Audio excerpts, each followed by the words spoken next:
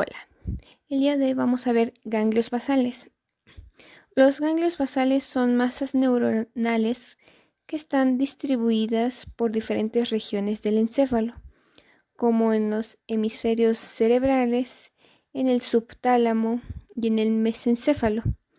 Estas masas son las siguientes. Tenemos el estriado, o también llamado neoestriado, que este está compuesto por el núcleo caudado y el núcleo putamen. Tenemos otro que es el pálido, o también llamado paleoestriado. Tiene un segmento externo y un segmento interno. También tenemos al núcleo subtalámico y por último a la sustancia negra, que tiene dos porciones, una reticular y una compacta. Los núcleos basales participan en la regulación de muchas funciones nerviosas, como puede ser el control del movimiento, la regulación de las actividades de tipo cognitivo, emocional, motivacional. También se han visto que están relacionados con los procesos de aprendizaje y memoria. La función que va a llevar a cabo es mediante unos circuitos. Estos circuitos parten de la corteza cerebral, pasan al tálamo para retornar a la corteza cerebral. Comenzando a estudiar su organización y estructura, es preciso señalar que el estriado formará la puerta de entrada a este sistema, mientras que el pálido y la sustancia negra serán la vía de salida que se dirigirá al tálamo. Con este circuito que acabo de describir, podemos entender que los ganglios basales se clasifican en núcleos de entrada, núcleos de salida y núcleos intermedios. Los de entrada también van a ser los receptores, y estos van a ser dos, el caudado y el putamen, que anteriormente se han visto que forman parte del estriado. Los núcleos de salida o los efectores van a formar parte del segmento interno del pálido, la porción reticular de la sustancia negra, que igualmente también se llegaron a mencionar anteriormente. Por último, otra clasificación sería por los núcleos intermedios, que estos corresponden al segmento externo del pálido, al núcleo subtalámico y a la porción compacta de la sustancia negra. Entonces, esto quiere decir que los ganglios basales van a formar parte de un sistema de entrada y salida. Es decir, ellos van a crear unos trayectos para llevar la información. Es importante destacar que el tálamo y la corteza cerebral serán dos estructuras que estarán muy relacionadas con este sistema, ya que el circuito original o el circuito base será corteza cerebral, tálamo y corteza cerebral. Y para entender esto hay que ver quiénes son los que pueden entrar y salir de este sistema. Y estos que permiten la entrada y salida son neuronas, pero como son varias se tienen que ir clasificando, ya que cada una de estas se subclasifican. Es por eso que tenemos 4 principales, que es el estriado, el pálido, el núcleo subtalámico y la sustancia negra, pero cada uno de estos tiene diferentes características que lo diferencian de otros. Es por eso que en el estriado tenemos el caudado y el putamen. Y estos dos son los que permiten la entrada, es decir, ellos van a recibir información que después será mostrada como algún movimiento, como la memoria, etc. Y habíamos dicho que hay otros que son los de salida, es decir, que a partir de una estructura se dirigirán a una zona donde este tipo de información se transmitirá. Por eso el segmento pálido es uno de estos núcleos de salida. Igualmente la sustancia negra. Va a haber otros que no entran dentro de esta clasificación que se ha descrito. Por ejemplo, el estriado ventral, que ese tiene otras características que lo diferencian de este. Empezando a ver ahora los núcleos de entrada. Habíamos mencionado que van a participar dos, el caudado y el putamen. Podemos decir que la unión de un caudado y un putamen nos da un estriado. Entonces por eso aquí tenemos estriado. Bueno, entonces el núcleo caudado y el putamen están formados por dos tipos de neuronas, que son neuronas espinosas e interneuronas. Las neuronas espinosas tienen un árbol dendrítico muy numeroso. Sus axones son largos y ramificados, y ellos van a ser la vía de salida hacia otras formaciones nerviosas. Tendrán unas combinaciones de neurotransmisores, que será el GABA. También tienen un efecto inhibidor. La mayor parte de estas neuronas espinosas presentan a los receptores de dopamina. Estos receptores pertenecen a dos familias, la familia D1 y la familia D2. Se pueden distinguir dos tipos de neuronas espinosas. La primera de ellas son las que utilizan GABA más la dinorfina más la sustancia P. Y aparte estas se expresan receptores de la familia D1. Ese es un primer tipo. El segundo tipo son los que usan también GABA más encefalina y que tienen como receptores a las familias D2. Entonces, resumiendo, podemos ver que los núcleos de entrada van a ser de dos tipos, el caudado y el putamen. Cada uno de estos estará formado por neuronas espinosas e interneuronas.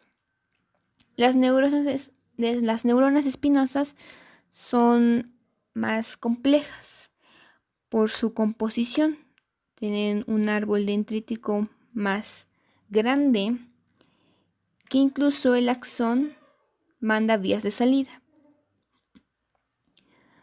Lo más importante es que ellos usan el neurotransmisor GABA y tienen receptores de dopamina.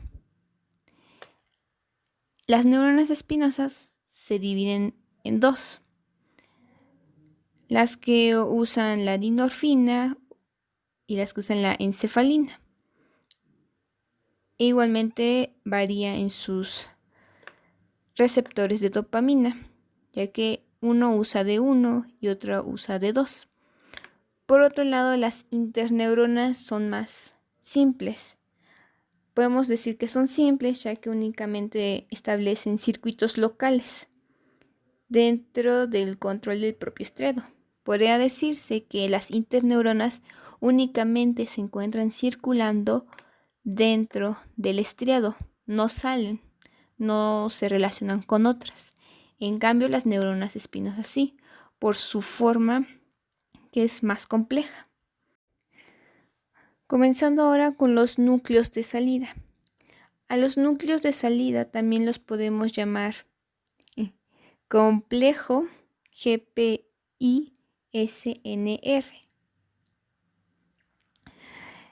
Tal vez el nombre suene un poco extraño si hablamos de GPI-SNR, pero simplemente nos está refiriendo que está formado por el globo pálido interno y la porción reticular de la sustancia negra. Entonces, GPI significa globo pálido interno y SNR, porción reticular de la sustancia negra. Entonces, estos dos son los núcleos de salida. El globo pálido interno forma el vértice del núcleo lentricular y está separado del pálido externo por una lámina medular interna. Por otro lado, la porción reticular de la sustancia negra formará la parte ventral de este núcleo. La parte dorsal estará formada por la porción compacta. Es decir, que acabamos de describir un poco cuáles son las características de estos dos. Estos no se van a caracterizar por tener acciones muy grandes ni nada por el estilo. Simplemente es por su relación que ellos tienen.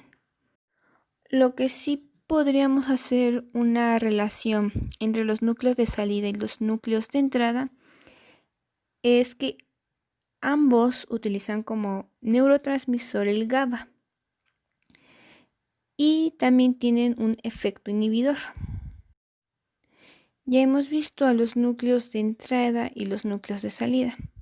Ahora corresponde ver a los núcleos intermedios, que están compuestos por tres: el globo pálido externo, la porción compacta de la sustancia negra y el núcleo subtalámico. No hay mucho que decir de estos, ya que podemos hablar un poco del núcleo subtalámico que se encuentra en el subtálamo, del globo pálido externo que se encuentra entre el putamen y el pálido interno, y hablando de la porción compacta de la sustancia negra, es que tiene grandes y numerosas neuronas. Y eso sería todo en esta sección. Comenzando a ver ahora las conexiones, veremos que hay tres tipos. Están las vías de entrada al estriado, es decir, las aferencias, las vías de salida del sistema de los núcleos basales y las interconexiones entre el estriado y los núcleos de salida. Vamos a ver primero a las vías de entrada al estriado, es decir, las aferencias. Nuevamente, habíamos mencionado que el estriado es la principal vía de entrada. Podemos memorizarnos esto, ya que estriado empieza con la E y entrada es con E. Entonces, las aferencias van a provenir de 4 lugares: la corteza cerebral, el tálamo, la sustancia negra y la formación reticular. Comenzando a hablar de la corteza cerebral, podemos decir que la corteza cerebral envía proyecciones axónicas al estriado mediante las fibras corticoestriadas. Recordemos, córtico haría analogía a la corteza cerebral y estriadas sería a dónde se van a dirigir, al estriado. Y como el estriado se compone de dos, es decir, del putamen y del núcleo caudado, pues estas van a ir variando. Por ejemplo, el putamen recibe aferencias de las áreas motoras primarias, de la premotora, de la motora suplementaria y somatosensorial primaria. Mientras que el núcleo caudado recibe aferencias de las áreas asociativas, de las áreas sensitivas secundarias y los campos motores oculares. Todas estas proyecciones utilizarán el glutamato como neurotransmisor. Mediante esta vía de entrada, la corteza cerebral envía al estriado información de actividad motora y también de actividades cognitivas, emocionales y motivacionales. Hablando ahora del tálamo, vamos a tener a los núcleos intralaminares, que van a ser dos: el núcleo centromediano y el núcleo parafascicular. Bueno, estos núcleos intralaminares envían fibras. Estas fibras las llamamos tálamo estriadas. Nuevamente la analogía: tálamo, porque estamos hablando de la zona del tálamo, y estriadas porque van al estriado. Y estas van a las dos porciones del estriado, tanto al putamen como al caudado. Igualmente, como las que habíamos hablado de la corteza cerebral, estas van a usar al glutamato. Y el tálamo tiene un carácter excitador. De la sustancia negra podemos decir que la porción compacta de la sustancia negra es la fuente de las fibras nigroestriatales, que utilizarán dopamina como neurotransmisor. Y por último, vamos a hablar de la formación reticular. Algunas neuronas de los núcleos del RAFE del tronco del encéfalo, principalmente el núcleo dorsal del RAFE, enviará fibras serotoninérgicas mediante una vía serotoninérgica ascendente ventral. Ya hemos visto las vías de entrada, ahora veremos las vías de salida del sistema de los núcleos basales. Tenemos en primer lugar aquí a las neuronas GABAérgicas. Estas tienen como destino el tálamo. Son muy importantes ya que representan la principal eferencia de los núcleos basales y tienen un efecto inhibidor sobre el tálamo. Estas constituyen las fibras palidotalámicas y nigrotalámicas. Estas fibras harán sinapsis sobre unos núcleos, específicamente 4 núcleos: el núcleo ventral anterior, el núcleo ventral lateral, el núcleo intralaminar y el núcleo dorsomediano. Hablando de las fibras palidotalámicas, estas formarán dos vías: una vía de la sal lentricular y una vía del fascículo lentricular, que estarán en una región subtalámica.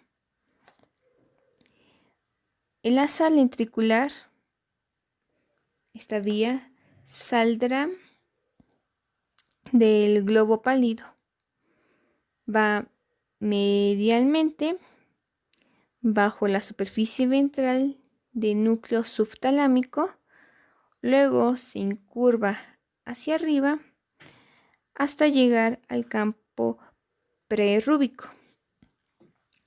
Por otro lado, el fascículo lentricular atraviesa la cápsula interna, luego se va a situar entre el núcleo subtalámico, que ya lo habíamos mencionado, y la zona incierta, para hasta el último volver a conectarse con el campo prerrúbico. Y cuando estas dos vías se encuentran en este campo, van a formar el fascículo talámico. Eso es lo que podríamos decir de este sistema. Entonces, las más importantes van a ser las fibras palidotalámicas, ya que tienen un circuito más complejo, ya que tienen que formar hasta dos vías. Pero hasta el final de cuentas, estas dos vías se van a unir en un sitio único para formar un fascículo talámico. Y hemos mencionado que en todo este tema que estamos viendo, las partes más importantes van a ser el tálamo, como ahí vemos. Ya hemos visto las vías de entrada y de salida. Correspondría ver ahora las interconexiones entre el estriado y los núcleos de salida. Entre el estriado y el núcleo de salida tenemos dos tipos fundamentales de conexiones, una directa y una indirecta. La directa estará formada por fibras estriopalidales y fibras estrionigrales, mientras que la indirecta hará sinapsis con los núcleos intermedios del globo pálido externo y del núcleo subtalámico. Todas estas fibras que acabamos de mencionar salen del estriado utilizando GABA y tienen un efecto inhibidor. Vamos a añadir una nueva estructura llamado estriado ventral. El estriado ventral es un conjunto de poblaciones neuronales que estarán formadas por la porción más rostroventral de la cabeza, del núcleo caudado y también del putamen. Anteriormente habíamos mencionado que va a haber dos vías, una directa y una indirecta. Entonces, estudiando ahora a más profundidad la vía directa, las neuronas espinosas del estriado van a proyectar un axón, es decir, van a tener un axón que va a actuar sobre las neuronas del complejo GPI-SNR. Estas neuronas también mandarán un axón hacia los núcleos talámicos. Así, los impulsos que atraviesen la vía directa deben pasar por dos neuronas inhibidoras GABAérgicas, o sea que usan GABA. ¿Y quiénes van a ser estas neuronas inhibidoras? Pues las del estriado y las del complejo. Ahora, con la vía indirecta tenemos a las neuronas espinosas del estriado, mandará su axón hacia el globo pálido externo y este llegará hasta el núcleo subtalámico para finalizar en el complejo. Entonces, en resumen de las vías directas e indirectas, ambas van a iniciar de las neuronas espinosas del estriado. Las directas irán al complejo y luego al núcleo talámico, mientras que la indirecta tendrá un trayecto un poco más largo, ya que primero tiene que ir al globo pálido externo, luego al núcleo subtalámico y terminar en el complejo.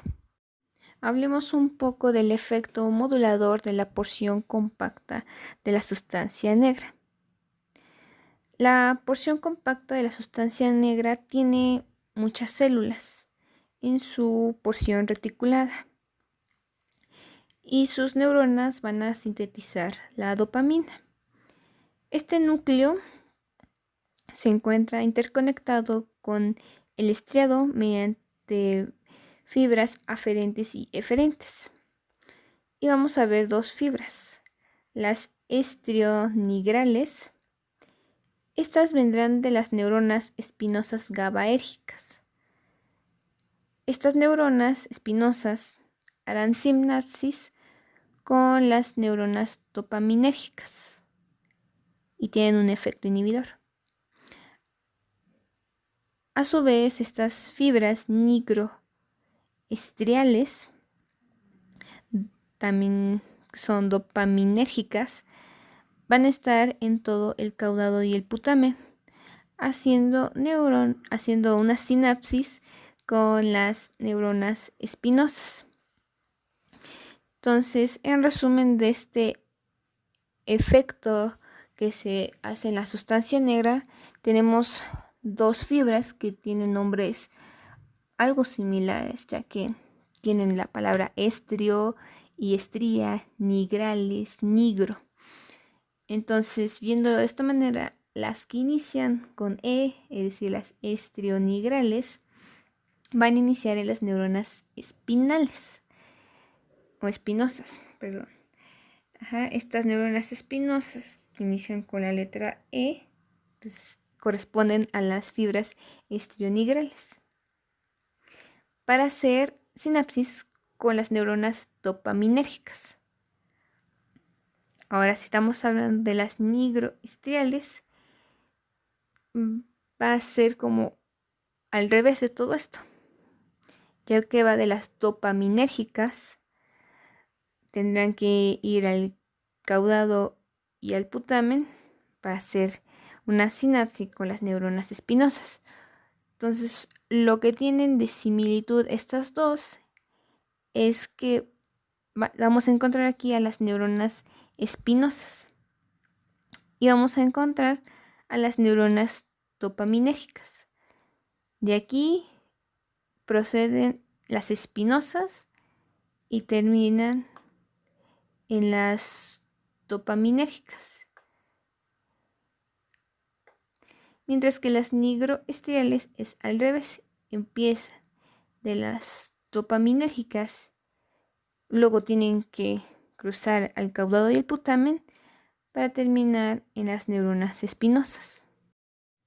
Ya hemos visto que los núcleos basales van a tener un complejo sistema, ya que vamos a ver que están involucradas muchas fibras, muchos núcleos, pero en sí, ¿cuál es la función de todos estos sistemas? ¿En qué nos van a ayudar? Los núcleos basales participan en la regulación del movimiento corporal y tienen otras funciones. Es por eso que los circuitos son algo complejos, ya que lo principal que van a hacer es el movimiento. Entonces son circuitos complejos que se tienen que subdividir en 4, ya que hemos visto que hay muchos núcleos y todos ellos van a tener diferencias uno con el otro. Y una de esas diferencias, aparte de su localización, que si entran, que si salen, que si forman fibras, etcétera, será cuál va a ser su función, en qué nos ayudará. Entonces, los 4 circuitos relacionados con los núcleos basales son el circuito esquelomotor, el oculomotor, el circuito asociativo prefrontal y el circuito asociativo límbico. El circuito esquelomotor va a estar mediado por el putamen. El oculomotor estará por el núcleo caudado. El asociativo prefrontal por la cabeza del núcleo caudado y el circuito límbico va a estar por el estriado ventral. Ya hemos mencionado cuáles son las funciones de los núcleos basales, que uno de los principales de ellos va a ser el movimiento, ¿no? Entonces, empezando con el primer circuito, que va a ser el esquelomotor. Por ejemplo, si nosotros quisiéramos mover el brazo, ¿de dónde se va a originar esa señal? Pues de la área motora, de la corteza motora, que esta se divide en 3, la área motora, la área premotora y la área motora suplementaria. Entonces, de aquí van a salir neuronas corticales. Estas se van a proyectar hacia el putamen, porque ya habíamos mencionado anteriormente que el circuito esquelomotor estará mediado por el putamen. Entonces, una vez que estas neuronas corticales llegan al putamen, va a haber vías tanto directas o indirectas. Cual sea de ellas, vamos a llegar al núcleo talámico ventral anterior, al ventral lateral y a las intralaminares. Ahora, aquí sería como el punto para el retorno. Es decir, que vamos nuevamente a regresar a la corteza. Y esto va a ser gracias a las fibras tálamo corticales.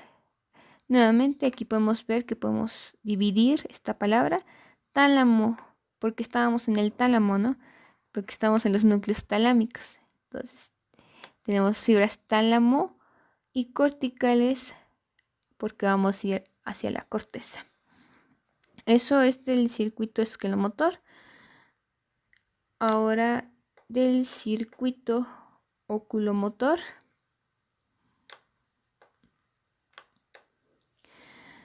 Todo esto va a estar regulado por unos campos motores oculares, que va a ser el 8 y el 19. Estas son las áreas. Entonces, de esta 8 y de la 19 van a salir unos axones que van a hacer sinapsis con el núcleo caudado. Igualmente podemos tener una vía directa o una vía indirecta. Cual sea de estas dos, vamos a llegar a los núcleos talámicos. A los núcleos talámicos dorso mediano y ventral anterior. Y sus neuronas, así de manera muy sencilla, van a retornar a la corteza. Los movimientos de los ojos son varios, puesto que tenemos ahí varios músculos, pero lo que se va a centrar en este sistema va a ser para fijar la mirada en un objeto directo. Entonces, para fijar la mirada, estamos usando este circuito oculomotor. Entonces, si queremos mirar algo de manera muy profunda, muy directa, esta señal va a venir de estas áreas del cerebro, de la 8 y de la 19. Tendrán que ir al núcleo caudado, tendrán que tener una vía directa o indirecta. ¿Cuál de las dos? Llegaremos a los núcleos talámicos torso mediano, ventral anterior y regresar a la corteza. Y así es como se da este circuito.